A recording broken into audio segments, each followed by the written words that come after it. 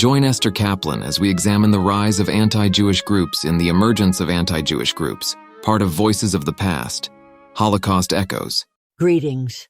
I am Esther Kaplan, a 90-year-old witness to the dark times that unfolded as anti-Jewish groups emerged and spread their venom across Europe.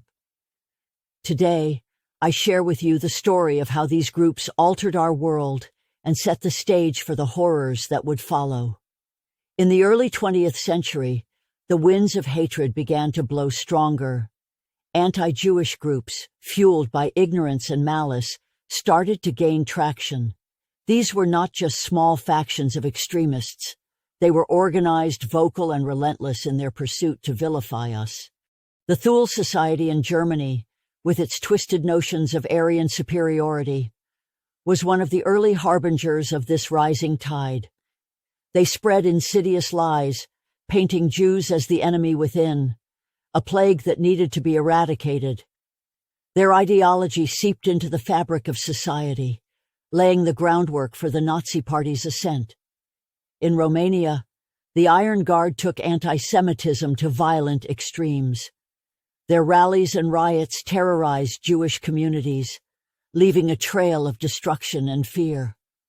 I remember hearing about the pogroms they incited, and homes burned, businesses destroyed, and lives shattered.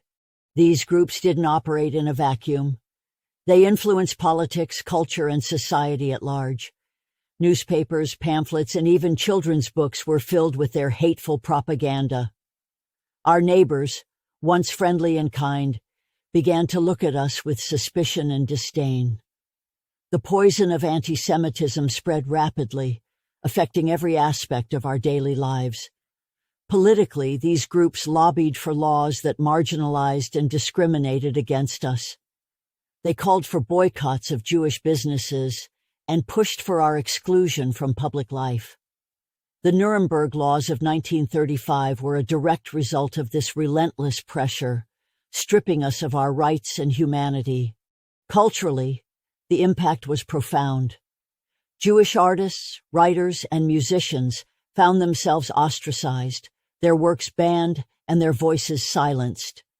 The vibrant cultural life we had once known was slowly suffocated by the growing darkness. Socially, the repercussions were devastating. We were isolated, cut off from the communities we had been part of for generations. Our children faced bullying and discrimination in schools. We lived in constant fear, knowing that any moment could bring new acts of violence or repression. Yet, despite these overwhelming challenges, we found ways to resist. We formed our own networks of support, helping each other to survive and maintain our dignity.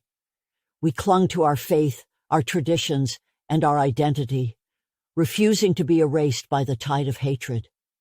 As I stand here recounting these memories, I am filled with a mixture of sorrow and pride. Sorrow for the suffering we endured, but pride for the resilience and courage we displayed. The emergence of anti-Jewish groups was a harbinger of the greater evil to come, but it also revealed the strength of our spirit. Thank you for listening to this chapter of our history. May it remind us of the dangers of hatred and the importance of standing against it wherever it may arise.